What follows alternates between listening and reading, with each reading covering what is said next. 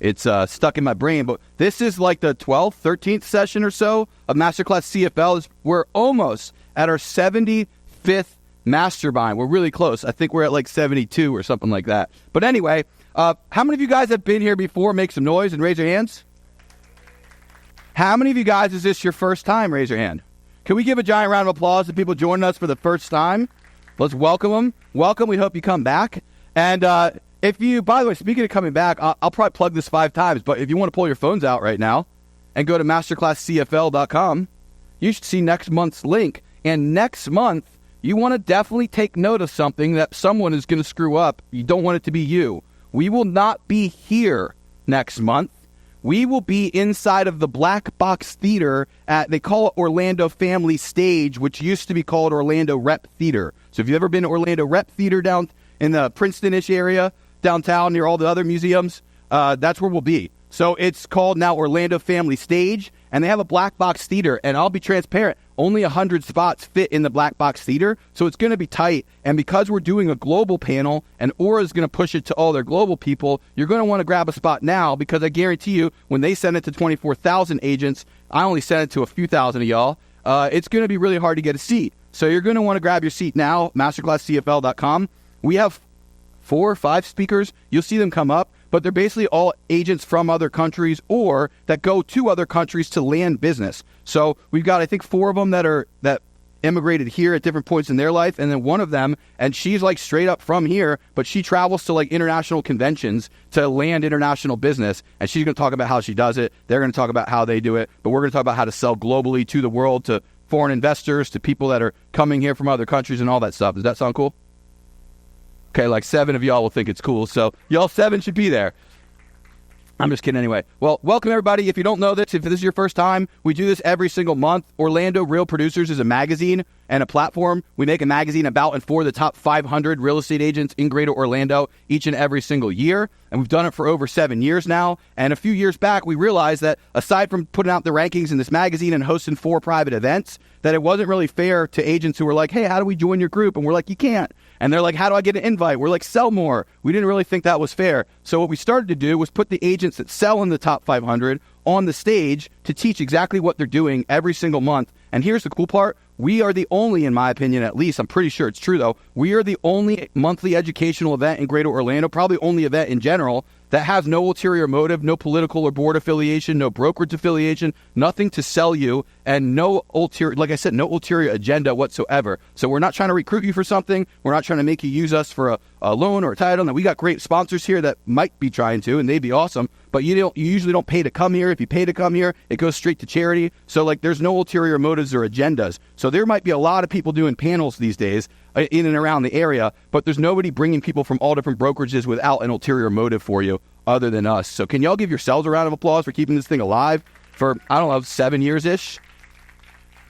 So anyway, we got a bunch of sponsors. There's about 80 partners of Orlando Real Producers, and what's cool is they support the platform for multiple years at a time. So what I'm getting at is that nobody in this room that's not an agent, if you meet a lender, a title, inspector, health insurance, for anyone in this room, they're not here by accident. They didn't bring bagels or donuts. Like, they support this thing long-term on a multi-year contract, but they are personally referred, vetted, and endorsed by agents in the top 500. So, like, these aren't my favorite or my Aaron's, vendor list. This is literally like the top 500's best and brightest that choose to support education for you guys. And so everyone in this room you should meet, if they're not, especially if they're not an agent. A bunch of them stepped up extra to make this happen each and every month, especially in this venue. Can we give it up to Enzion for hosting us, by the way?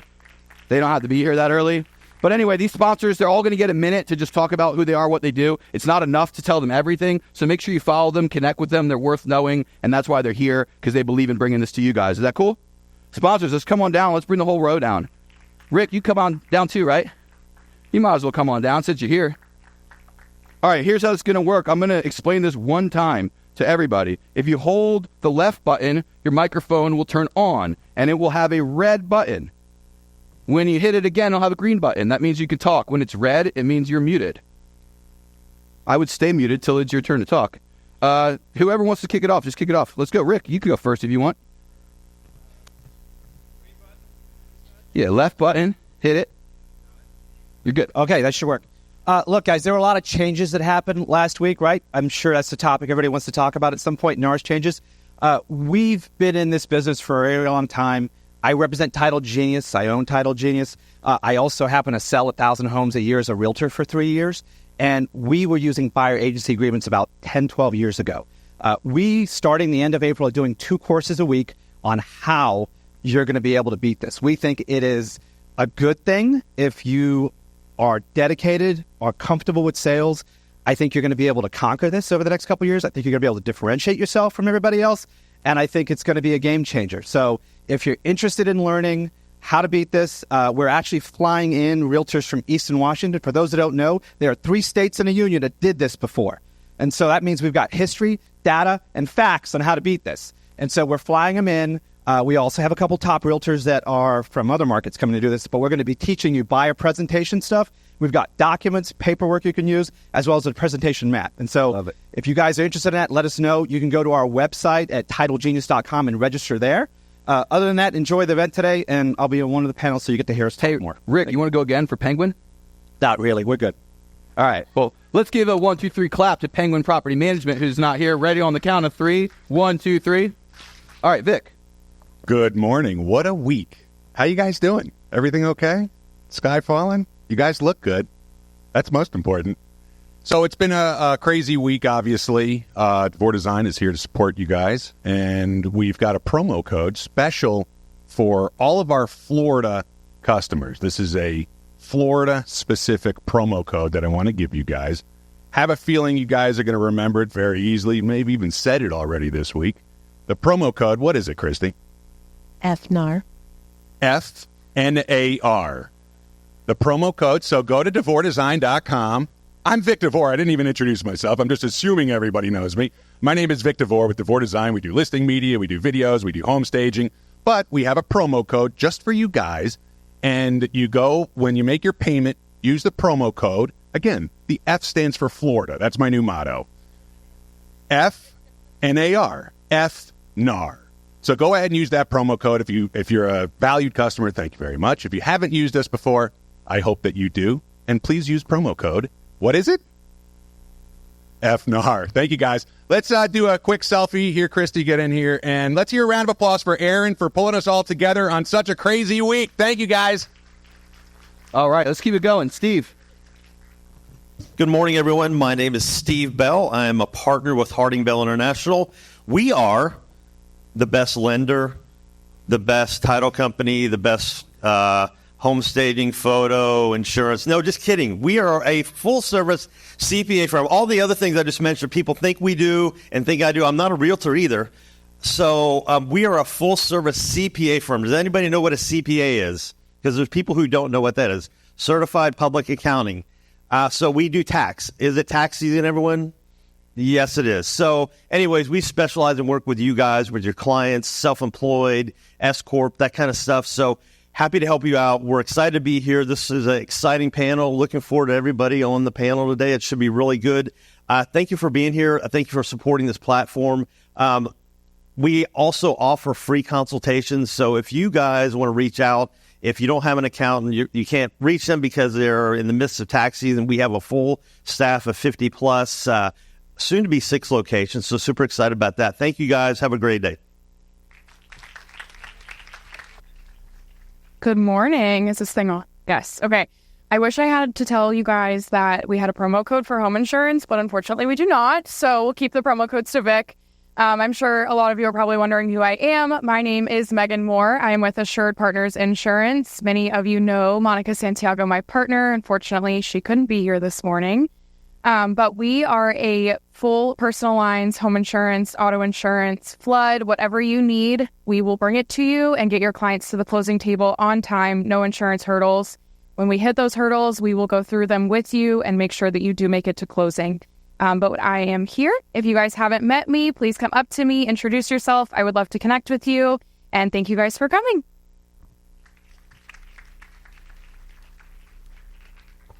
Hello. Good morning. My name is Amelia. I am with Housemaster Inspections. Housemaster is an inspection company. We've been around for 30 years. We've done over 3 million inspections.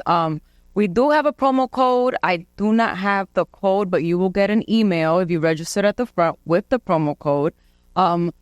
Great thing about us is that we definitely want to partner with you guys. We actually provide you guys with a drip campaign for as long as the client that you refer to us keeps the house. We actually give you a drip campaign, so that actually just helps you with staying in front of that client. What else? Just give us a call. I'll be in the back. Thank you very much. Good morning. My name is Jocelyn. I am with Home First Lending. And shout out to Aaron. I got the shirt made for this so that you guys can write down my number while I'm talking. It is right here for you. We are your hometown lender, and we are very excited to work with a lot of people in this room. Big turnout today, so congratulations for everybody that showed up. This is how you are going to become a huge producer like everybody that is speaking today. And obviously, the ones that are speaking today are working with a plethora of clients, and you've got to have a lender behind you that can support all the different clients that you have and all the different products that need to be offered to them. The two I want to focus on today are just quickly, HELOCs and HELoans are huge right now. And yes, they are something that we offer. There are ways that you can tap into equity and be able to purchase a new home, right? And it is also investor season right now. And if you're looking for a product where your investors can put down as little as 10%, we do have a product on the market right now for that. So please come and find me afterward. My number is right here. Please call me, text me. But again, Jocelyn with Home First Lending, we want to help you guys provide solutions, and we want to get to closing table with you guys. Love it. So good. I like the t-shirt. Hey guys. Heather Hurrypill reposts the Jeff Mackey team, home inspection partner of the group. So just wanted to share with you, education is power. Would you agree? All right. Well, that's the reason you're sitting here. So boom. Just wanted to mention, we've done some really innovative CE classes recently. I'm a licensed instructor with DBPR, and I love to teach. It's kind of like being a mama and being a grandma. It's just all in my wheelhouse, you know? So if you're interested in a free 3-hour CE class for your brokerage, yourself, other agents, please let me know. Also, just any type of 1-hour lunch and learn, just to learn more about inspections, more about the process, the ins, the outs, the red flags, not to kill the deal, to seal the deal. Hello, right? So just let me know. I'll also be in the back of the room. I have a white sweater. You can't miss me. Love you guys. I hope you have a great class, and I can't wait to hear all of you. All right. Let's give it up for all of today's sponsors. Let's also, there's one more, and hopefully I won't skip anybody, but we got to give a 1, 2, 3 clap for the staging company, as well as whoever else didn't show up today. So I'll just go with the staging company, and if others come up, you'll see them on the slide. Ready? 1, 2, 3. All right, let's kick this thing off. Y'all came here to learn something, right? 2 of y'all. Cool. The rest of y'all are cool? We're good already? You just wanted to meet this? No, I'm kidding. All right, let's kick this thing off. So long story short, we wanted to put a bunch of people on panel that sold a lot, but not just that sold a lot, but that are new-ish or newer to real estate or really young in their careers and sold a ton. So all these people performed within the top 100. They sold at a super high level. They all have been selling in a high end, on a low end, I should say, $25 million or so a year, up to 35 plus, up to Ben's team's doing 75 plus. So let's say 30 something, 40 something's in his name and another 30 from the team. And so it's pretty amazing. So I'm going to have each of them come up here and just talk a little bit about how they scaled and what they did. But here's what we want to do. If y'all have any questions for the panelists and you have my number, text it to me, send it to me on Facebook. I'll come walk around the room, try to grab me. We've got most of our questions figured out, but if you ask me a really good one, we'll funnel it through and we'll ask them today. Is that cool? Awesome. And if there are enough questions at the end, I might even get them each to shoot a little video answering more questions. We'll send you guys after. But anyway, let's start off. So Ahmad Hassan has been passionate about real estate since a very young age. Grew up in NYC. His father was a multifamily property owner who showed him the ropes and inspired his career. He got his real estate license in Florida, and once his family moved south, became an expert in the field. He's been a real estate agent since 2014, and he holds licenses in both Florida and New York. I know that last year, he had a breakthrough year selling over, what was the number? 30-something, right? It was in the 30s, I know that much. In the top 75 agents, and not just Orlando, but all 7 counties combined. Can we give a giant round of applause for Ahmad Hassan with Compass? Yeah, come on, pick whichever seat you want, bro. Ben Laube, I almost got the name. I found out that I've been saying his name wrong all this time. He's the founder and team leader of the Ben Laube Homes broker, but by the way, it's like lobby, like a hotel lobby is how you say it, if you didn't know. So anyway, homes broker by eXp Realty, almost a decade of experience. He now leads a team of 30 agents across Florida and Tampa Bay's market with 5 support staff members. So, in 2023, they completed 172 transactions. They're on pace to surpass that this year. He was a part of the first and original Orlando Real Producers 35 under 35 and continues. If you could win it more than once, he would have probably been part of all of them. And selling over $75 million as a team last year, 35 plus in his own name. Let's give it up for Ben Laube.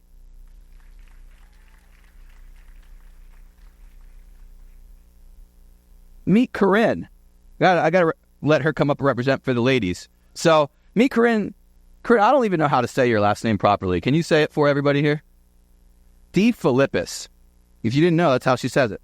A real estate agent in Central Florida. She's known as the call queen. She generates 90% of her business from outbound prospecting.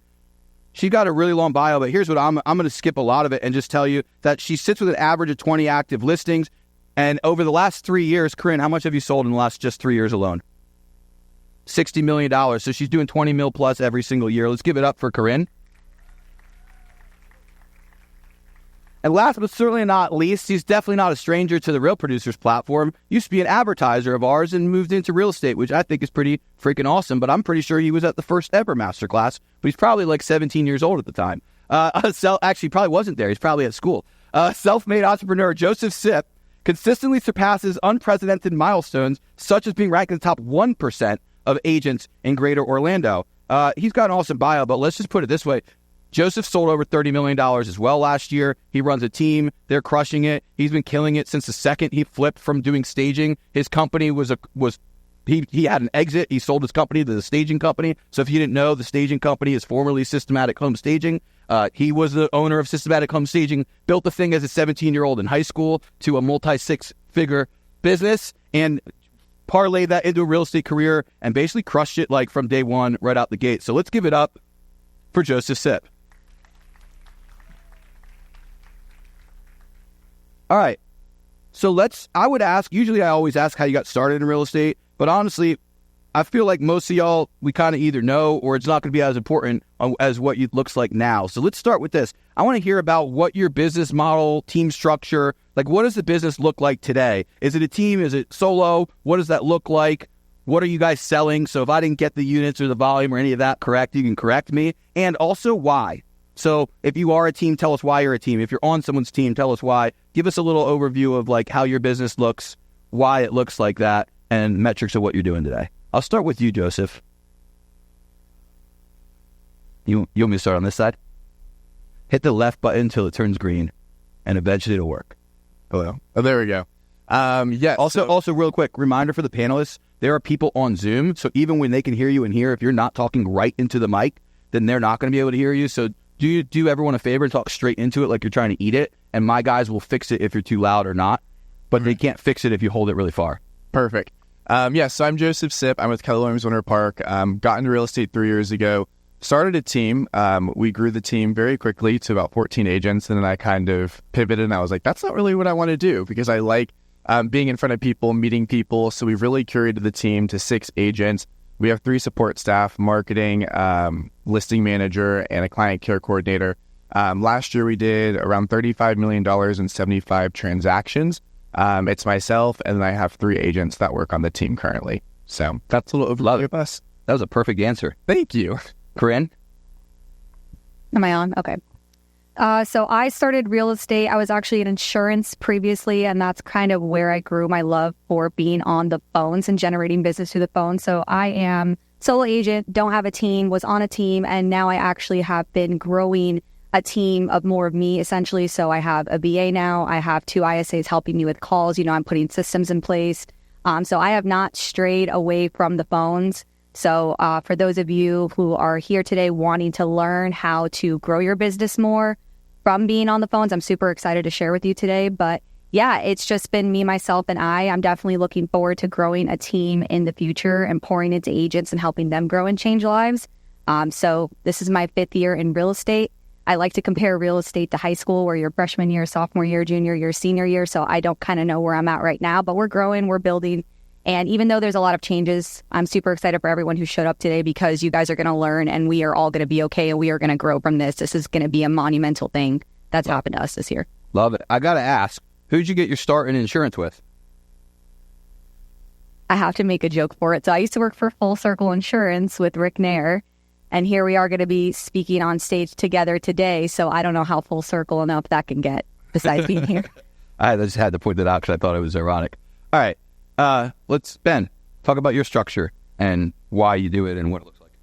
Yeah, so COVID happened, and in July of COVID in 2020, because we only celebrated COVID for about a month in Florida, I had the most amazing month as an individual agent. And I also had the toughest month in the world because I had the most challenging deals that were all falling apart, but it was so many deals in one month. And so I got burnt out, and I took a break and took a step back, and I was like, okay, how do we scale to the next level?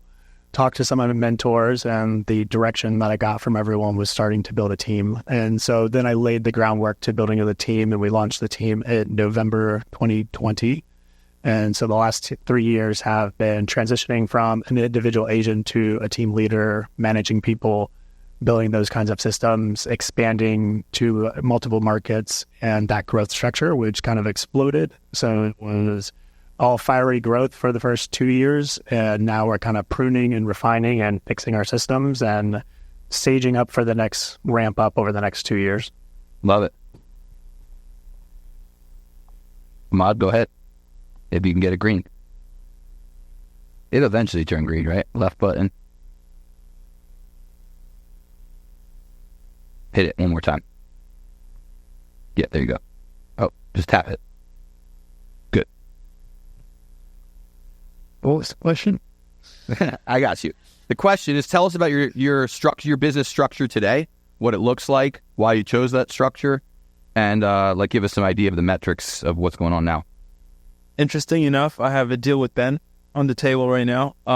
My business is structured based off of investments and seeking new opportunities, advising clients into making investments, flips, developments, guiding them along the way. So in summary, we become partners because I'm with them every step of the way, and they know I have their best interests at heart. So today I run a small team of 3 of us, and this is our main focus of real estate investing. Tell us what that looks like when like building your business based off investors. What's different about it, and what's that look like?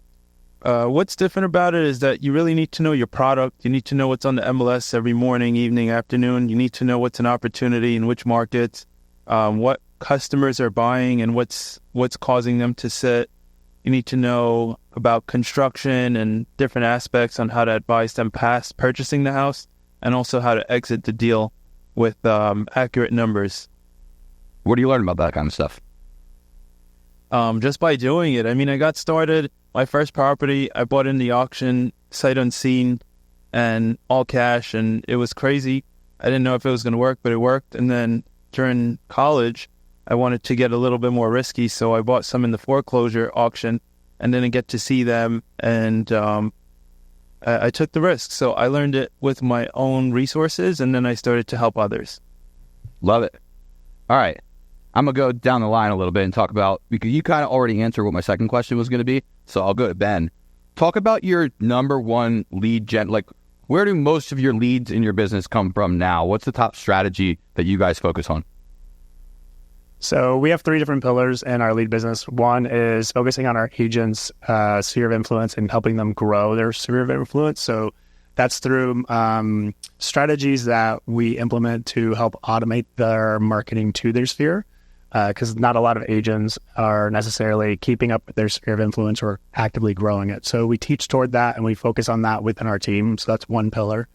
The second pillar is our outbound ad spend on the team side, which is typically across a couple different platforms, but the main one is Ylopo. And so through Ylopo, we do a whole bunch of ad spend across different strategies. So PPC, Google LSA, and social ads. And so Ylopo manages all of that and is now doing live transfers and automated texting for us. So that's the second segment. And then the third segment is we have relationships with institutional investors who are liquidating portfolios. So that's where most of our listings come from now, is these huge companies that have been buying up all those companies that we really hated that over, 2020, where money was free. All these equity firms were just buying up hundreds of homes around the country, right? We were all competing with them because they were in the cash offer on the table that we were competing against. And they drove the prices up because money to them was free. So their portfolios, a lot of those portfolios were rebalanced or shifted from one private equity firm to another. We all remember when Zillow was buying homes, right? Zillow bought up a whole bunch of portfolios and they stopped selling homes. And when they stopped selling homes, they took the remainder of their portfolio and they shifted it to someone else.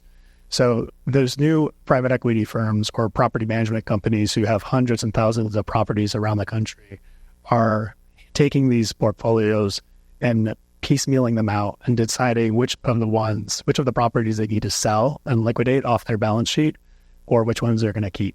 So we have those kinds of relationships, which means we're doing way too many BPOs to help them determine the price, and then we're listing the properties. And so that's where a large segment of our listing leads come from. Love it. That was a super thorough explanation, but super awesome. Corinne, talk about your business. What are the main pillars? So main pillars of business now is, first and foremost, I call expired listings every day. So if you're an agent in here, don't let your listing expire.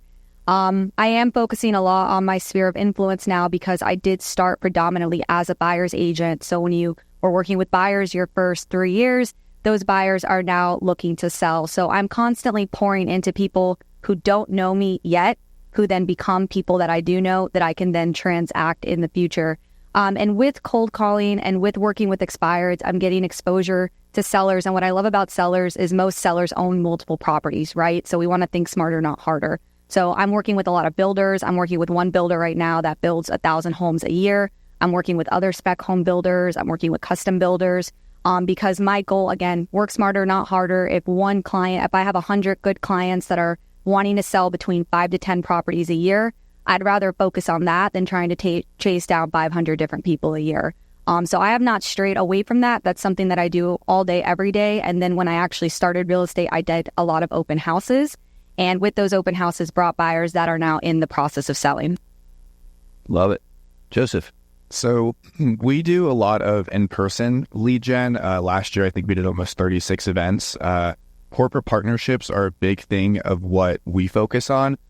This year, we just launched a new corporate partnership program with 6 industry experts that we love to work with that then kind of create an inner circle of referrals to their company and to us. And we help market them. They help pay for the events with their initial buy-in, we call it. And that's kind of how we plan our whole year. So that's one main thing. And like I said, the corporate partnerships with lawyers' offices, doctors' offices, accountants, that's a huge benefit of where we get most of our leads for listings.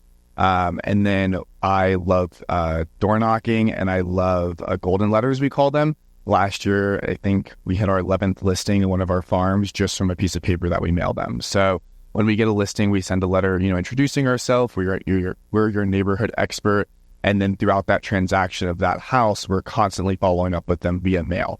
So like when we go under contract, they'll get something. When we sell, they'll get something of what the sale square footage price is. And then our team does equity analysis letters for every person in that neighborhood. So they're constantly getting something from us probably twice a month. They get our calendars. Just recently, we did a little golden letter that was like a interactive one where they open it and stuff popped out of it. So little things like that where they'll remember you. That's honestly how I get most of my listings. And then from their referrals from them, or they see our sign in the neighborhood, our open house is there. We are not really a lead gen based business like Zillow and Realtor, just because I learned very quickly my first year in business, they take you on circles. So we've really kind of gone towards the relationship based business because the leads aren't calling, you're not going to have business. So if you can have good relationships and work with people that love, trust, and know you, you're always going to have a good business flow. So that's how we get our business. Love that. And I love how unique their answers were. Is that pretty cool? I'm going to stay with you, Joseph, because to lean into what you're talking about, I'm going to ask all of you, but I'll start with you. What are you doing proactively to turn your customers into clients for life? What are you guys doing early in your career, or what did you do for those of you who've been doing this a while to make sure that when you're getting a customer that you're turning it into future business, repeat business, referrals, things like that? Give us an idea of some of the strategies you use to keep in touch and to convert them. Yeah, so we have a CRM that obviously does the touch points for us, but constant follow-up. Once, that's the main thing. And I came from the staging background, so I saw how agents did business, and I'm like, what in the world are they doing, you know? So I learned a lot from that side of it to then implement into my real estate business of, hey, they, just gave us the lockbox, who didn't even meet us there. Like, that's not what a real estate agent's supposed to be doing. Yes, time is valuable, but you have to be giving that 100% customer service, especially in the market that we're going into. So I learned from that of always being present for your clients, always touching base, always following up with them. If you see on Facebook, if they're having an engagement or they're having a baby, just send the flowers or something simple like that. Or if they send a referral, send a card. Every time that we talk with someone on the phone, they're getting a handwritten card in the mail to their house within that week. So if someone calls for a listing appointment, Kristen is I tell her I get a call, she sends a letter. So before I even go for that appointment, they already got our touch point with the letter. They already got our black box at their doorstep with information about us. So it's just that constant follow-up and customer service that they're not like, oh, I paid this agent, 6% to list my house. And they're not doing anything where they're like, oh my gosh, only paid you, 3% to list my house and you did so much. So that's kind of that instant result that we bring to the table for them, where they're not like, oh, this agent didn't do anything for us. We try to go above and beyond, and that's how we've gained those relationships of constant referrals just from our first clients from day one. What are you doing to ask them for more referrals or to plant that seed or to make sure that they get that you need them? Yeah. So every mailer that we send out, it's always, always asking for referrals with our touch points with our clients through the emails, always asking for referrals. And it's kind of interesting because I didn't realize this is my third year in business. I didn't think I would be getting as many referrals as I have from my clients the first year, because I was like, oh, they'll stay in the home for a few years, but then those people that I sold year one, they're buying year three or selling year three.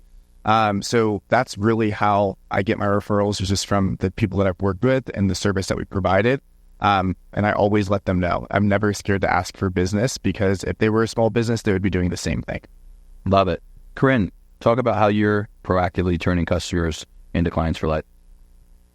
So whenever I have a new client that I'm working with, I start with the foundation of building trust. Building trust is extremely, extremely important to me, because you have to be there for clients through the good, the bad, and the ugly that happens with real estate, and life happens. So sometimes they're going through things in life that if you can be more human more often and tell them, hey, I'm going to be there to sell your home, right? Or help you buy a home. But if there's just something in general that you're going through that you kind of just need a shoulder to lean on, I want you to know I'm that advocate that could help you with that as well. So I love to make just a serious impact on people to the point where I'm always top of mind. So I let them know if they need a good restaurant in the area or a recommendation on a handyman, an inspector, just any single thing on a list that they would just need for life. I want them to think of me first and always be top of mind. I also like to throw at least yearly or bi-yearly client appreciation events.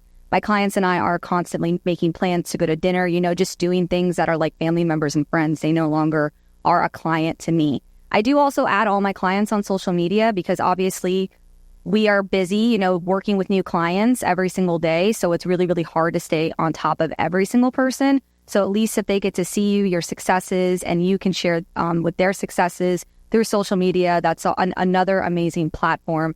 And also right now I've put a lot of systems in place that have automations, because, I can't send out hundreds and hundreds of emails every single day, right? You have to do what you do best and delegate the rest. But what I do is I have those systems in place. That way, any single client, right, that comes into my database who knows me by name. I don't like to spam people. So if I don't know you, you're not getting this random spam email from me. But they're in that database. They're being touched at least 12 times a year. They're coming to my client events. They're seeing me on social media. And I'm staying top of mind for every single thing that they can think of. Love it. Ben, what are you doing to turn people into customers for life? Really, it's having never-ending conversations. So when you're talking to them, make sure that you're gathering information of what they're doing in the future so that you have a touch point that you can follow up on. And it's about being genuine. So what are you guys doing this weekend? Oh, they're going to go boating with their family. Next week when you're touching base, how was boating this past weekend, right? So always dropping and pulling out information in the conversations with them so that you can continue the conversation ongoingly forever. They touched on two great things that we also do, adding the clients on social media, because that's the easiest way to keep your brand in front of them. You can get a little more technical, and we also do a remarketing campaign. So based on their email addresses, we'll do a remarketing campaign that puts our brand in front of them across social media and also across anytime they're searching the web. So then they'll send screenshots or be like, I saw you on Google. And then it's also like we do success story mailers on a monthly basis to our sphere of influence. So those are either showcasing properties we've sold or upcoming listings or a letter or inviting them to some sort of community event or sharing like a specific calendar, like places to see the fireworks across Central Florida for 4th of July, something like that. Love it. So keeping clients, keeping customers into clients, for me, it's been looking at it differently. I look at the clients like they've been entrusted to me, and by showing them that I care about their interests, expressing love and gratitude, I would say it's really done the best of expanding that relationship and the trust. And once you win their trust and you won their relationship for life. They're loyal to you. They're all in. They're not looking for an alternative agent in that sense. And for my business specifically, there's roughly about 5 specific clients that account for like 80% of my business, which is interesting. So I really focus in on the relationship, being sincere, and like these guys said, when there's important events, I'm reaching out, or just phone calls, random phone calls. Hey, I thought of you. How's everything coming along? How's it going? Can I drop by and see you, or bring them over something? And it goes a long way. Love it. Let's talk a little bit about what you're doing to prepare for the future. And I'm not talking about like the changes in the last week. We'll have plenty of other convo. I'm talking about what are you doing to make sure your team continues to grow and stay on the right trajectory? What are some of the ways that you're doubling down on the things that worked well for you? What are some of the things you do to keep those that manage the team, your team members, on track? Or what are some of the planning methods, anything that keeps you moving in the trajectory you're moving? What are some of those things? That's a harder one, so I'll give you all a second. Whoever wants to start that one, Ken. Or I'm going to pick one of you. All right, let's just start with you, man. You're closest. Just looking at the state of the market, seeing how the trends are, seeing where Florida's growing to, Orlando specifically, advising these few clients in that way, and just honing in more on investments specifically for me, and picking up new opportunities, maybe building out more properties and such like that. It is how I'm preparing for the future. And also, each year I try to raise my price point. So if we were averaging at a certain price point, I'm trying to double that. So in return, it does increase in business. And it's been working every year since. Tracking everything. This has been a difficulty over the last 2-3 years, and even as an individual agent, but tracking everything. Because the more data that we can track and consume, or at least log, then we can kind of see where the trends are going. So we've gotten a lot better over that in this past year. So we know exactly what our numbers are. And I mean numbers as in what is the average commission rate we get on a deal across all people, every individual agent, right? What is it for the buy side? What is it for the seller side? And then as a team leader, we have to narrow that down even more and understand what is the team average commission split across all transactions on the buy side versus the sell side, and then tracking expenses accordingly as well. So that's been the biggest thing, because now we can set more incremental goals. But from a team leader, team member standpoint, we're focusing on holding our team members accountable with 90-day commitments. Because when we have that conversation and we say, let's set your goals for the year, right? Let's talk about what you want to do in 2024. A lot of people are short and they say, I just want to sell more houses. Okay, that's great. Everyone wants to sell more houses. I want you to sell more houses. Why do you want to sell more houses, right? What is that actual goal? How much money do you want to make?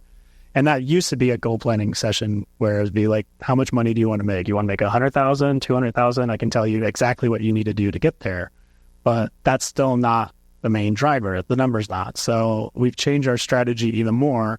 And it's like, okay, well, if you hit the goal of making 100,000 a year or whatever it is, what impact does that have in your life? What does that mean to you, right? If you haven't hit that goal before, if you're able to make $100,000 this year, how is that going to affect your family? Does that mean You can pay for your child's college fund. You can go on that trip you've never been on before. You can go to Hawaii for the first time, right? What is the life impact of achieving that goal? And then once we are able to collect that from our team member, we use that as the motivation piece to talk to them about, okay, let's talk about the 90-day commitments, because that's a small enough window that we can all consume and focus on that you need to do to get to that life change event that's going to be the result of hitting your goal. And so that's been our focus this year, to really help people plan out and motivate them to the next level. Because if you just say, I want to sell more houses, your vision's not defined enough to get there. I love it. That was a phenomenal answer, Dave. I hope you all marked that. That's got to be real. Anyone get something out of the answers so far? Make some noise. We're going to keep going. But that was a serious nugget. Because really, I think there's a lot of people that manage people based off numbers, and they forget that a lot of people don't work based off numbers. They work based off what those numbers mean to them. So when you remind them that they're trying to pay for their kid's college fund, their grandma's surgery, their whatever you name it, they're willing to pick up the phone and make the damn phone calls that they aren't willing to make without those things right in front of their face. It's telling them what they want to earn this year, they have to pick up the phone. That's not enough of a motivator, but telling them what that phone does to their life, you change your people real quick. Let's keep going. My head is spinning. I have so many answers to that question. But give us one or two of them. Okay, I'm going to focus on the basics. So let's take it back to the basics, right? So I always like to say, if you want to do well in your business, you have to be right as a human, right? It starts with who you are as a person and how that's going to reflect onto your business. So for me moving forward, I'm focusing on me so much more now than I ever have these last 4 years. And it's no coincidence that now I've taken the time to focus on me, that I am no longer working weekends, and that I have 20 active listings and I have more time back, because I decided I'm putting me first, right? And so with me comes pillars. So I have 5 pillars that I'm focusing on, how I want to make X amount of money. So just like Ben said, you got to focus on the numbers, you got to track. But you also have to track where your business is coming from and how you can scale that. So if you did $5 million, how are you going to get to 10? You can't be doing the same things that you did to get to 5. Now you have to scale. If you got to 10 and you want to get to 30, you have to be doing something different, right? So for me, I have bigger goals now. So that's where I'm taking things back on myself in order to perfect me as a person even more, to then be able to scale in my business and take those systems in place and have it kind of running like a well-oiled machine. So I always like to say there's an 80-20 rule. So if you have something that you do very, very, very well, whether it's Sphere, whether it's cold calling, whether it's open houses, whether it's YouTube, stick to 80% of that. Don't fall victim to this shiny object syndrome where you're seeing someone's doing really, really good in one thing and you're like, oh, I'm going to try it for a little bit. It doesn't work. Then you go to something else and you're just constantly on this hamster wheel finding what works. Figure out what works really, really fast. Stick with that, and then don't stray, and then find ways to perfect it, scale. Right. And also, I'm really not paying mind to the news. I would love for someone to ask me the last time I actually turned on cable and watched the news, because the answer is I don't even know. I'm not feeding into the negativity. I'm not even worried about what's going on the negative standpoint. I'm looking at how I'm going to make it positive for me and my business. Love it. Joseph. So I would say kind of a combo of everyone, because I'm the last one. So it really does come down to tracking the numbers as well. Really tracking out what you're doing good and what you're doing bad. Like last year, we tried a lot of different things, and I was like, okay, we put money into that, didn't really work out. Oh, we tried this, didn't work out. But then, this year it really comes down to what's worked. And that's for me, my farming and the golden letters and all of that. So we're looking at how we can expand on that by doing more community events, hyper-focused on this one area, expanding that farm to more neighborhoods outside of that, creating Facebook group pages, creating next door pages that really make you look like you are the neighborhood expert. That's what we're really focusing on for that. And like they said, tracking the numbers of where your business is coming from. A lot of my business is coming from referrals and people I know, people that are corporate partnerships. So that's why this year we expanded that corporate partnership program of really identifying the exact people that we want to work with. And just from there, they're getting business from us, and then they're getting business from the other corporate partners, kind of creating our own little world within that. So that's where we're putting a lot of our focus this year for our team. Love it. I hope you guys are catching all these tiny nuggets, because we're going to switch panels in a second, and these guys are rapid firing stuff that every other word is pretty dang useful. But we only got one or two more questions for this panel, so I just want y'all to be aware that they're sharing the goods. Here's what I want to ask each of you and have you really, those of you that are preparing to answer, really think about this one and give us your most concise but valuable answer you can. I want to know about what you think made the difference in your speed to scaling. Because at the end of the day, there's a lot of agents here that sell a few $1 million a year. There's a lot of agents that slowly grow every year. Not very many agents that go from a few million to like a double digit to like multiple double digits to whatever the heck they want to sell in a couple year period. So you guys obviously did something and then doubled down on it and doubled down on it and doubled down on it, or you switched to something else. I want to hear about what you think the difference maker or the biggest difference makers were in you going from like 5 to 10 to 20 to 30 and so on. Who wants to go with that? I'll go first. So my motive is never say no. My whole family owns businesses, and that's the motto that they've all said. Never say no, because when you say no to leads or business, that's when your business dies. Some people may have different mindsets on it, but being new in the business, I never said no. I was like, oh yeah, let's go look at houses. We can do that. I'm young. I don't need, the time off right now. So I was showing houses all day long. They were like, oh yeah, I want to put an offer on this, or I have a family that wants to do this. Thank you so much for meeting me this early, whatever. And then from there, it really grew to, focusing on that side of it. So my idea is, I really think that's what propelled me into being able to succeed so quickly, and really putting 100% commitment into everything. Like I said, my whole family owns businesses, and seeing how hard they work and put their, blood, sweat, and tears into a business. If you're doing that in real estate, the sky's the limit. Like, there's no one telling you no. It's all sales. So that's what I personally love about it, is you can work as hard as you want or as less as you want. And that really defines how much you're willing to make. So like I said, just keep working. That's how I think I did it all. Everyone asks me like, oh, what's your secret sauce? And I'm like, I don't know. Just work hard. You could make a great amount of money in anything you do as long as you put work into it. So that's what I would say was my propelling factor. Okay, so one big word comes to mind, and you probably have heard this: consistency. I am wicked consistent, and I do not stray from what I've been doing. Once again, I'm going to say it again, I've been putting systems into place so that I can scale. So I stay super, super consistent in what I do best, and also I'm super, super kind to myself. I am journaling now and telling myself I'm going to do these things and manifesting these things in the universe. I'm sure you've all heard that before, but I am doing that every single day. And there's no coincidence to scaling if you are kind to yourself and you tell yourself, I can do this, I can do this, I can do this. The amount of times I've heard that people are like, why isn't this happening for me? Why can't I do better? Stop comparing yourself first and foremost, right? You are you, so do not compare yourself to me. I'm not going to compare yourself to you. You are your own story. But you have to be really, really kind to yourself. So if you're not telling yourself the right thing every day, guess what's going to happen? You're going to just attract that unkind words that you're saying to yourself. So be super, super kind. And also, proximity is power. So you are a combination of the top 5 people you spend your time with. So I have a table, and I am super intentional of those people that are sitting at that table in order to get me to that next level. You want to be with a $5 million producer? Spend time with $5 million producers. You want to be a $30 million producer? Spend time with $30 million producer. And last but not least, have some version of a coach and a mentor. Do not try to do this by yourself. Every single person on this panel, I don't even really know them that well, I guarantee you has had some version of a coach and a mentor. So if you don't have that yet and you want to get to that next level, I suggest that's one of the first things that you do when you leave the stadium today, okay? Love it. Stay single, don't have kids, and don't have pets. Perfect. Anything else, or that summed it up?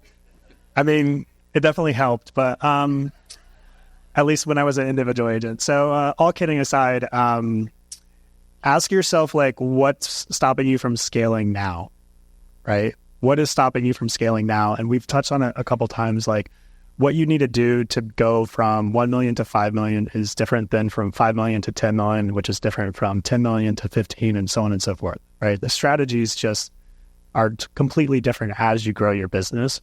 So you always have to be thinking about, what am I doing or what am I not doing to scale to the next level? I think one of the underused assets as an individual agent is getting a virtual assistant. Like if you can get a virtual assistant, even if you can't afford it, you should just get a virtual assistant because they're going to force you to be organized because now you're managing someone else. I mean, Can I add something to what you just said? Yeah. Most of y'all spend more on drinks or yourself or like shopping or other frivolous shit than your virtual assistant will cost. And what's crazy is the people who don't justify spending a few $100 every few weeks on a virtual assistant are dropping so many balls that would make them so much more money to pay for it. It's insane that you could tell who has a VA and who doesn't simply by how effective they are and how thorough they are and not dropping the ball on tiny requests that most people write down and think they're going to get to at the end of the day and never actually do. Just thought I'd throw that out there. Most of y'all probably drink more than you spend on a virtual assistant or some other vice or something else. I'm not here to say everyone here drinks, but you get what I'm saying.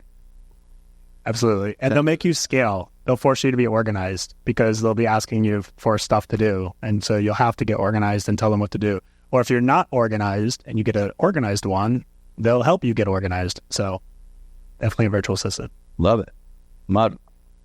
So I would say just look at your day. It's 24 hours, prioritizing what's important for getting you where you want to be and knowing your why really puts it in perspective. And every day in all of our lives, we have a lot of noise and distractions, strings, maybe 20 strings pulling us left, right, and center.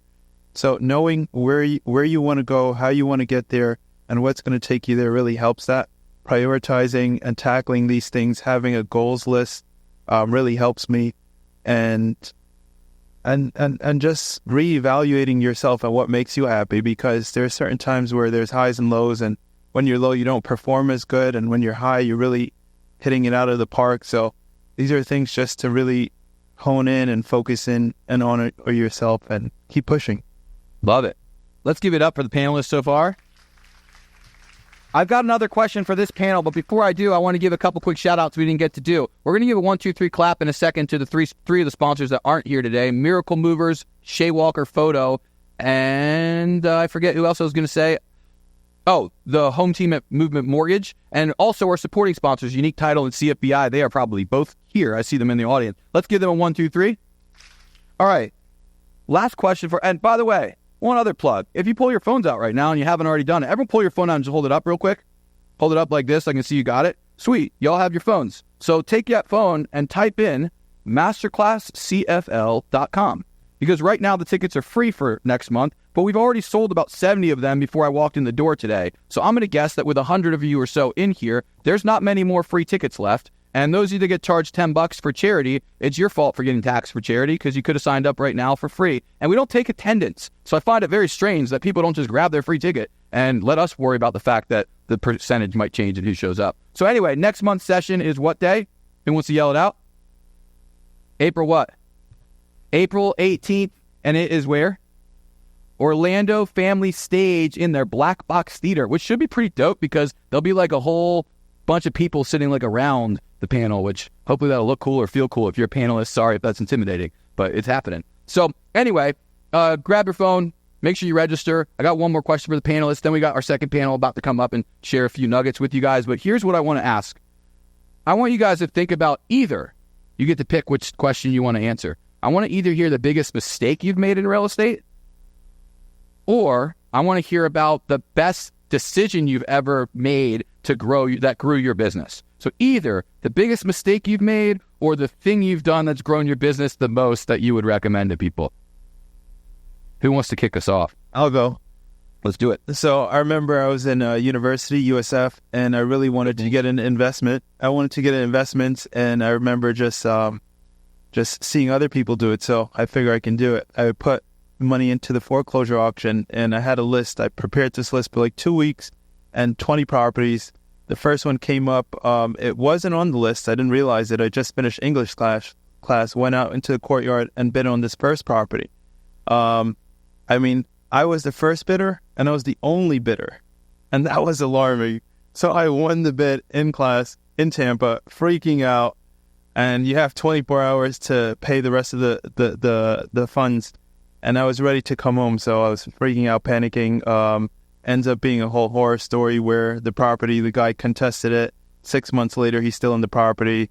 had to contest it with the court and paid him to leave. But it was a life-defining moment. You know, I owned my decision. We renovated it. We fixed it. We made money on it. And really, the thing you think that you're scared of, you tackle it and go all in. And not blindly like that one, but you'll do really good. And then my best story was graduating in 2018 USF. I remember before that I was playing on the shallow waters with real estate, onshore, or just helping out a few clients here and there for myself. And then in 2018 is when I really truly went all in on myself and believed and focused and wrote down my goals and manifested just like they all said. And it became my best years ever since. Love it. Ben, biggest mistake or best decision? Or both if you want to articulate it. Yeah, that's a lot. Biggest mistake. Okay, so one of the biggest mistakes was not buying land in Deltona when it was $7,000 a lot, and it's now $40,000, $50,000, $60,000 a lot. So that was a missed opportunity. But I would say the biggest mistake this past year was hiring someone who we thought was going to help take our team to the next level. Later to find out that our visions and attitudes did not align.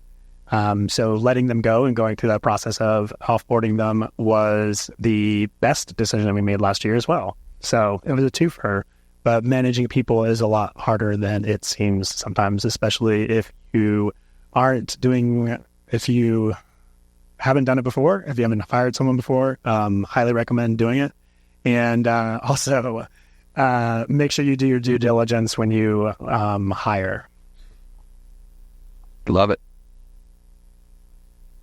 So I have failed quite a lot. And I loved it. I love to fail because to me, all my failures are the foundation to every single successful thing I've accomplished. I wish y'all would have seen me on my first real estate deal, and Gil's going to start laughing right now, but I was literally the worst agent he's probably ever met in his entire life. I mean, I didn't get escrow in until 3 days before closing. What else? I think I forgot to put the closing date on the contract. I'd show up to the title company multiple times a week and tell them I'm ready to close, and they were like, Corinne, we don't have a package. I'm like, that's fine. Where do I get the package from? I'll go to FedEx, UPS, like, I'll go get the damn package. Where do I get it from? So let that sink in on where I'm at right now, that those failures are the reason that I am here. Now, let me talk about the best decision that I ever made. The best decision that I ever made was actually deciding in a simple moment that I was no longer going to be a buyer's agent and I was going to become a listing agent, and stopping every single thing that I was comfortable with and that I have been doing and 180'd my business and believed in myself. And that is why now, because I decided I'm going to be a listing agent, I'm at the best place in my business that I've ever been. And that's because I failed a lot. Trial and error a lot. I messed up a lot. But I will say, do not take into account that those failures are anything but a mix of you learning to get you to where you're meant to be. So yeah, transitioning my business into that listing specialist, which all of you should be thinking about doing that right now with the way the market's turning and how we're going to pivot and make this the best market we've ever been in. That was the most successful thing I've ever done. Love it. Joseph, what you got for us? I would say leveraging the team. That would be the best decision. Is right when I got into real estate, I hired an assistant immediately. Not knowing what she was going to do, not knowing what I was going to do in real estate, but that helped me leverage my business and grow. I would say not the worst decision, but the best learning experience I had in my real estate career so far was growing the team so quickly. We had 12 agents at one time, and we were just rapid fire hiring them, paying for their marketing, getting their headshots, yada, yada, yada, everything. And then they didn't sell. And I was like, okay, well, that was a waste of money. So that really kind of put me a few steps back to say, hey, what do I want to focus on in my business? And then we kind of aligned up, small but mighty. And that's kind of where we are now, which then kind of turned into the best decision. So the learning curve did turn into a good decision at the end of the day. So love it. Let's give a giant round of applause for all the panelists. All right, that's it. I'm going to bring up the next panelist. Y'all ready? Y'all want to learn a little bit about some of the things going on right now in title and in the whole buyers, sellers, NAR settlement thing? Anybody want to hear about that? Make some noise if you do. I'll keep asking them if you want. All right. Y'all are good. Y'all can, sorry, I didn't say that well. You guys are good. Let's give them one more round of applause, the panelists. They did awesome. I may even have a follow-up question that I'll send out to y'all, but let's bring up, so Hope Richards, we're not going anywhere. By the way, I do want to also mention one other thing. The first $500 spent on lunch, meaning the first $500 ordered at the Eden Lounge when we break at 11 or so, is covered by PJ Crescenzo with Element Mortgage. So if you find PJ, you should meet him. He moved here from Charleston recently, been a longtime Real Producers partner up there and now down here. And he's covering the first $500 worth of lunch. So let's give it up for that. Stick around and hang out after. Make sure you meet people. But I'll make this quick. Hope Richards is the founder and owner of Richard Law and RTR Title. She has extensive experience in the Florida real estate market, not only as an attorney, but as a real estate investor. Possessing both legal and real-world experience in her ever-changing market allows her to have a keen understanding of what it takes to help her clients meet their real estate goals. Hope served as counsel for other law firms, brokerages, hedge funds, lenders across the whole industry, consulting title companies across the country, and she's a legal counsel for Orlando Real Producers. So let's give it up for Hope Richards.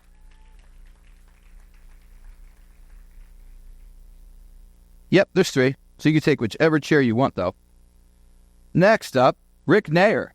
He told you a little bit about it, but in 2010, Rick sold 1,000 homes in Orlando, Florida. He sold 1,100 homes in 2011, close to 1,200 homes between 2012 and 13. He got burnt out, decided he wanted to work on his business, not in his business. So today, him and his wife own 14 businesses. A few of those companies are Artesian Title, Title Genius, Penguin Property Management, 3 different insurance agencies, Ackerman Insurance, Artesian Homes, which is a local builder, a real estate hedge fund where he manages over $100 million in assets.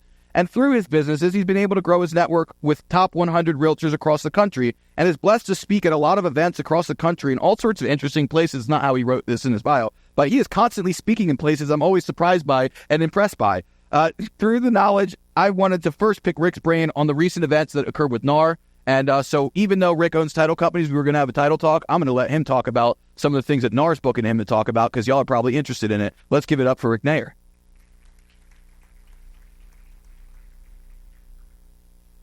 All right. Last but certainly not least, Mary Beth Louise. I totally had her bio right here, but hold on. There we go. She's a licensed title agent with the law office of DeMasi and Burton. Forgot they got a new name, the DeMasi and Burton Law Firm and Medallion Title. She has over 26 years of experience in the title industry and is known because she actually does the closings on the deals. She says she's been closing deals in heels since 1998. She loves playing an integral role in helping people achieve the American dream. But what's really cool about Mary Beth is that she does the actual title work. She's not here just to be a marketing or relationship person. She knows all the nitty-gritty behind the scenes. She's worked at major title companies, small title companies, big ones, large ones. She's got a very interesting perspective. She's going to share some stuff about fraud and how to protect your people from fraud. Let's give it up for Mary Beth Louise. All right, I'm going to just throw this out there. So Mary Beth has an interesting perspective on fraud. Rick's got an interesting perspective on the NAR stuff, and I'm going to let Hope chime in on both of them because she's an attorney that does both. So, Rick, Mary Beth, which you wants to go first? Because I'm just let you guys have your soapbox for 5 minutes, whatever you. Rick, go ahead. Let's give them an overview. Give them a 5-minute overview of everything that you are thinking that matters, that affects them, or that they think they can expect. And I'm going to give the disclaimer that nothing has actually happened yet. The terms are still being finalized. And he's obviously not the attorney of this case, so this is Rick's opinion, but he gets booked to share his opinion a lot, so he's got a pretty valid opinion. Go ahead, Rick. Well, first things first, my facts are coming from the attorneys representing NAR. I actually had a chance to talk to him quite a bit. And so let's talk about what happened, first of all.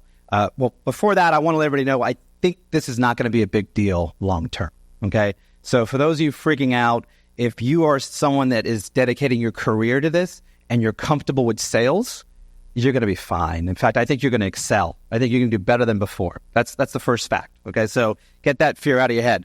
Now, let's talk about what happened. At the end of the day, I'm going to talk about basics of what the settlement was, and then we're going to talk about how we think it's going to affect things. Like I said in the beginning, when I spoke up in front here, this has already happened in a couple states before, so we kind of already know what's going to happen and the path it's going to take. This is, if you talk to people from Eastern Washington State, which I've talked to them a lot, they'll let you know this wasn't that big a deal at the end of the day. But the biggest changes that are coming into effect are two big things at the end of the day. The first thing is going to be you're not going to be able to write commission compensation in MLS, right? That's the first thing they've talked about. You're not going to be able to do that. It doesn't mean you're not going to be able to offer it. It's just you're not going to be able to market that on MLS. So that's the first thing that happened. The second thing that happened is you're going to end up having to do a buyer agency agreement. Look, I as Aaron said, I've been a broker for a long time. Guys, I was coached by a group called Kinder Reese, Jay Kinder and Mike Reese. They had me doing buyer agency agreements back in 2010 and 11. And so if you weren't doing that, shame on you already, to be totally honest with you, because I can't tell you how many people would lose deals to new builders just because they didn't have one. But bottom line is you're going to have to start doing buyer agency agreements. That's non-negotiable. That's the first thing. This is going to turn into kind of like how you're used to doing listing presentations. You're going to do buyer presentations. You're going to have values which you provide for buyers. It's not that complicated. Like I said before, this is going to be hard for people that are not comfortable with the sales process. And I can't tell you how many times we've been involved in the real estate transaction process, and on the other side, they weren't used to what was going on, or they weren't comfortable with confrontation. Guys, those realtors are going to drop out, okay? We're going to lose realtors. That's not the end of the world. But like Corinne said, focus on the positive. And the positive behind this is going to be you're going to be able to grow. You're going to be able to do more things. You're going to be able to focus on knowing what the client is. Now, there's some details that go into how we're going to do buyer agency agreements and how we're going to do buyer commissions. What's going to end up happening is you're going to negotiate with your buyer directly what your compensation is going to be. Now, you are what you're worth. I always like using the example of this chair. If this chair was for sale at Nordstrom's versus Walmart, you're probably going to pay more for it where? Where are you going to pay more for it? Nordstrom's, right? Well, I'm Nordstrom's, okay? If you want to use someone else that's Walmart and pay them 1% commission for it, you can do that. But at the end of the day, I'm going to get you more money. And you pay for good service. That's just how life works. You pay dearly for bad service, right? Good service you pay for, it's not cheap, but bad service you pay even more for. And that's the moral of the story at the end of the day. You're going to get what you pay for. Yes, you're going to have consumers that are going to want to negotiate with you.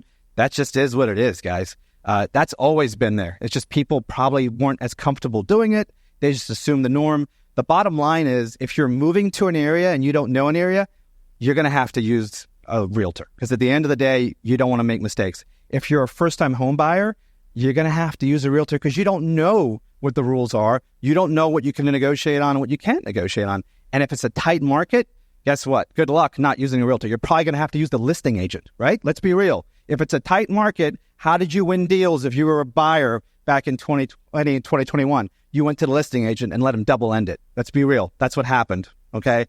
That's why I don't believe this is going away. Realtors are going to be here for a long time. It's just the ones that are going to be able to survive are going to be the ones that focus on this, make it a career, and realize that, hey, this is a sales job. That's what this is. And I can't tell you how many people I meet that don't get that concept. That's just is what it is. Are you going to have competition that comes into this? New players? Yes, you are. I'm meeting with a couple of hedge funds in Vegas in 2 weeks. Blackstone is committing $1 billion, guys, to a brand new business model with a national law firm. And what they're going to do is they're going to be targeting buyers agencies specific. What they're going to offer is they're going to basically offer buyers the ability to look as many homes as they want using a licensed realtor for $70. They're going to have a licensed attorney negotiate your contract for $1,500, and for $470, a paralegal will handle contract to close. So for $2,000, that's what they're going to do. The first state they're starting in, Florida. Then they're going to California. Guys, you're going to face competition. Guess what? Over the last 10 years, buyers, we've had everything from iBuyers. We've had everything from Zillow coming to market. We've got AI. Guess what? At the end of the day, human beings are still using realtors more than they've ever used before because this is complicated. And this is not the kind of thing you want to make a mistake on, right? We talked about how we make mistakes in everyday life. I'm lucky if I made less than 20 before I got here this morning. But when it comes to residential real estate and a transaction, like Ahmed was saying, that's not a mistake you want to make. That's a mistake you can live with. You can't live with. You overpay for something, you're stuck with it. Look at all the people that bought homes in April 2022 here. What was that? That was the top, right? If you look at it, there's a lot of people I know that bought homes in April 2022 that overpaid in multiple offers, paid $100,000, $150,000, you're fine. It's not the end of the world. You'll be fine long term. But bottom line is I see people that overpaid for homes during that time period, and they got stuck in it. They made mistakes. They had bad guidance at the end of the day. But bottom line is long term, you're going to be fine. It's nothing to freak out about. Love it. Hope, you want to add your perspective? Hit the left button to see turn green. Second. Yeah, you're good. Everything that he said is what you guys need to focus on and nothing else. If any of y'all know me, you know I'm pretty straightforward. I say this on just about every panel I'm ever on to real estate agents. My best advice to you is to stay in your lane and do what you do. All I hear is you guys speculating with this crystal ball as to what's going to happen next, and it's full of misinformation, and none of it is helpful to growing your business. Focus on what he said. That's what you need to be doing, not speculating or giving your clients advice as to what happens next. I saw a post on social media, it was by an anonymous member, of, oh my gosh, on my listing, my seller no longer wants to offer the buyer, the buyer's agent, the commission. Y'all are all giving advice. That's contractual advice. Stay in your lane and don't be giving it. You're super going to piss off your broker by doing it. Focus on your business right now. Stay in your lane. Don't be giving legal advice, because all this has done is set a precedent. That's all cases do, is they set a precedent, which is then litigated 500 times throughout the court system in every way you can possibly imagine. You guys can't anticipate it, and it's not your job to anticipate it. Leave that to the attorneys. Talk to your broker, and then your broker will hopefully point you in the direction of the attorney that they trust most. Love it. Any other things? Mary Beth, you have anything to add on this one? Hit that left button so you see it turn green. Hello. Adding to that, communication from a title perspective, communication is key in any transaction. So, moving forward with all the changes, just communicate with everybody. And, we're all on the same team. We all have the same goal at the end of the day. So, love it. I'm going to stay with you for a minute unless, go ahead, if you want to add some. Hold on, you're off. Hit it on the left button once. Come on. My phone's been ringing off the hook as an attorney with agents wanting me to do what you were talking about, wanting me to review their contract and help them through the closing. That's fine, but I'm not going to go open the door. I'm not going to go to the inspection. I'm not doing that. That's what y'all's job is for. So you're still going to have a place. You just have to be creative. You got to pivot and do it. Yes, people are focusing on attorneys to start helping them with those contracts, but I'm limited. No one's paying me almost $500 an hour to go open a door. So that's not going to happen. So just be creative and pivot and you'll be done. Love it. Rick, go ahead. I want to add one more thing about how listing agents are going to approach this. Guys, what you're going to do, and this is, I've talked to probably 7 of the top 50 realtors in the country. This is all the guidance they're getting, whether it's Cheplek, who's coaching them, or whoever it is. They're saying listing agents should not be negotiating what the buyer compensation is going to be. And the reason is you don't want to box yourself in. So what you're going to do is you're going to negotiate with your sellers what they're going to be compensating you, and then you're going to let buyers agents know, hey, listen, guys, we're open for negotiation. Submit your offers. The reason you want to do that is you don't want to box yourself in, because you're going to get offers from people where they want you to compensate 2% or 3% or 2.5% or 1.5%. So what you're not going to do is negotiate that with your seller. You do not want to do that. I've heard that from almost every single realtor and broker that's in these markets that already have this. It's the first mistake listing agents make. Okay. Yes, it's going to be change. And that's what this is all about, right? Change. We're not used to it. You're going to have to suck it up, because at the end of the day, this is the first major disruption coming, and you're going to be fine. Just got to get through it. Love it. All right.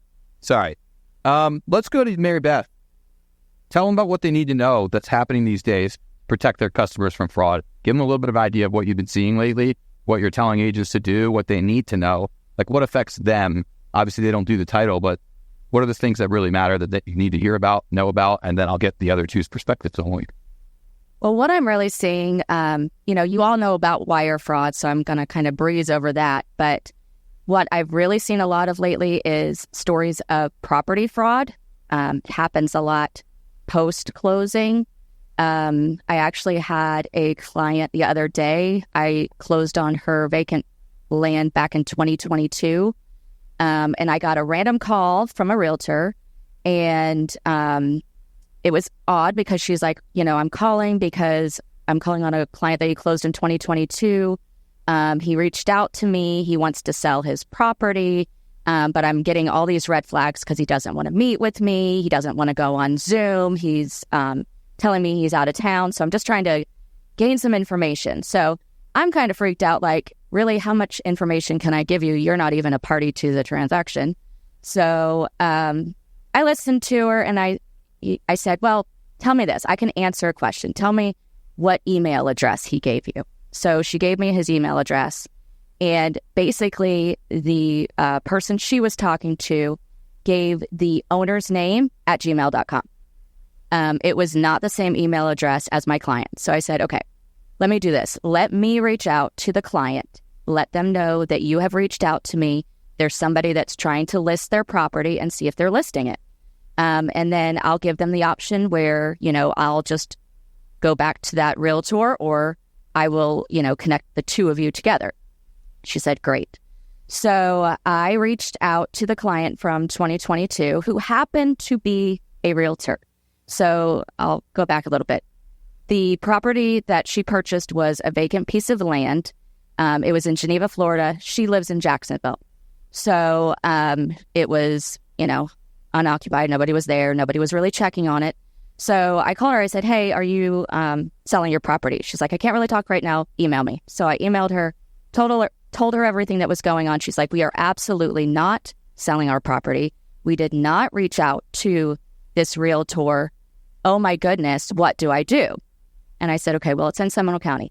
The cool thing that I wanted to share with you guys, if you don't know, is Orange and Seminole counties. Have you guys heard of Title Lock? They advertise on TV, and it kind of protects you after closing from fraud. Well, Orange and Seminole counties both offer Title Lock protection. So you can go onto their website, official records, put in, you could just put property fraud or title protection, and it'll bring you to a place where you can put in your name and your information. And if somebody tries to file a document like a deed or a mortgage against, and they use your name, it will notify you within 48 hours that that document has been recorded. Because for those of you that don't know, the counties will record anything. If it's properly filled out, if there's, two witnesses and a notary and all the parties have signed and you've got marital status and witnesses, they're filing it. They don't check to see if it's the actual owner of the property. So they'll file anything. So the Title Lock with the counties will notify you or your clients within 48 hours that somebody has filed something. Does it protect against the actual fraud being done or the document being filed? No. But it gives you the opportunity to jump on it and correct it very quickly. So, because a lot of these people, what they're doing, they're preying on vacant properties or unoccupied properties or properties that don't have a mortgage on them. So they can go rack up all of these mortgages or just rack up a bunch of money on the property. So, so anyways, I told her about that. I said, you may want to call law enforcement. I don't know if they're really going to be able to do anything because I've never really had this call before. And if you want the realtor's information, I'll give it to you. So long story short, she took the realtor's information and reached out to her. Now, the crazy thing is the realtor who reached out had a copy of the gentleman who was calling to list the property, gave her a driver's license. The driver's license matched everything from the license number to the address of the owner, etc. The only thing that didn't match was the picture. So if she did have to get on Zoom with this gentleman, most likely the guy pictured in that ID was going to be the guy that she was talking to. So, there's a lot of information that these people can get online. Just go on and, it's all public record, your name, your address, everything. So, so one more time, what was the tool that you told everyone? Well, there's Title Lock, which you hear about on TV, and there's a fee for that. And I believe that they aren't attorneys, but they will help you figure out the next steps to do if your title is compromised. But the Orange and Seminole County are the two counties locally that I know that offer this for free. So, if you've got clients that are investors or that they don't have a mortgage on the property, this is definitely something. I mean, it takes 2 seconds. I did all of my properties. It takes 2 seconds to sign up for it. Just put in the search bar title fraud or title lock, and it'll take you right to it. Well, thanks for sharing that. We got 2 more minutes left. Hope, Rick, either of you want to jump in or give some perspective? I was just going to say we offer a product at our title company where we actually, it's through a company called Title Toolbox. I don't know if you guys have heard of it, but we basically offer a product where if you buy a home from us, we use this product where it blocks anybody from putting a lien on your property. We pay for it for the first 2 years for you guys. And so, or for your clients. And the logic behind it is, and that doesn't make a difference whatever county it's in. It could be anywhere in Florida, but our logic is, we're trying to set tomorrow's standards today. We're trying to be a little bit more advanced. And so by blocking anybody from fraudulently filing anything on it, because the other fraudulent thing is liens, right? A lot of people are going ahead and putting fraudulent liens on your assets, on your properties. So what we're doing is using products like this, you can block it. And by blocking it, I think at some point all title companies will offer it for free. But we've already started offering it for free. We started doing it in January this year. Love it. Hope, you have anything you want to add? Now, I'll add a mindset that needs to change with agents in the real estate industry and lenders is thinking, well, what do I care and why should I do the due diligence? Title will handle it. And if something goes wrong, it's on title. That is as far away from the correct mindset as it should be. You guys are the first line of defense. We are the last line of defense. Yeah, it doesn't fall on you, but you just wasted 45 days on a closing that I kill when I find out that your buyer or your seller is complete fraud. It doesn't serve anyone well to have that mindset. And if you think that fraud is not rampant in Florida, just look to your left or your right and ask someone if they've been a victim of fraud. They have. Florida is a huge target, and every day I'm amazed at the creativity that I see with the fraudsters. Orange County, there's a guy, I don't care, I'll say it. His name is Neal Heiler. He's one of the biggest fraudsters in Orange County. He's been arrested 3 times for fraud. How he's not in jail, I don't know. But it's things like that where we don't communicate with each other because we're scared that, because we messed up or because I got caught, I don't want people to know that I wasn't diligent. But communicating and saying Neal Heiler's been arrested 3 times, y'all can go look on Orange County and see it. The next time that someone else sees Neal Heiler on a deed, then you know.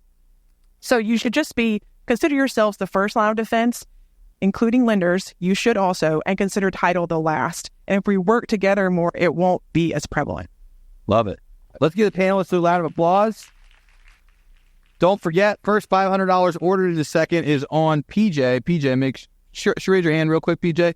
The dude in the back with his hand up. Make sure you thank him if he buys your lunch. But before he does, I'm going to pass the mic real quickly to the 2023 president of Florida Realtors to let him chime in on any of these things that we just talked about. Give it up for Mike McGraw. Hit that left button. You should be good. Maybe now I'll give you a different mic if it doesn't work. I got it. I got you. How y'all doing? So I'm not speaking for Aura. I'm not speaking for FR. I'm not speaking for NAR. But embrace this change. I'm just telling you that right now. I don't like it. I think, don't get me started. But embrace the change because it's going to be better. You are going to be forced to be better at what you do. Understand these buyer brokerage agreements because you are going to negotiate your commission up front. And that's all you're going to get. So learn how to negotiate what your value is up front. And then the other side is NAR is offering ABR accredited buyer representative think it is for free right now. It's a decent class. Take it. You'll learn something. And then, personally, I don't think we're going to do this by July. I just don't see that happening. There's too much, like this gentleman said, he's talking to the lawyers. I'm talking to the NAR leadership. I don't see it happening, but it is going to happen. There's going to be change. But we're going to be better when this is all done. So just embrace it. That's all I'm going to tell you. Thank you. Everybody give it up for Mike McGraw, all the panelists that we just had, all the panelists we had earlier, all the sponsors, and come grab some food. They got the best burgers in town if you didn't already know that. Grab some food out there. By the way, let's give it up for Enzion. They're a nonprofit organization, so every dollar spent here keeps the independent theater open, and they've been here for 20 years or so. So, yeah,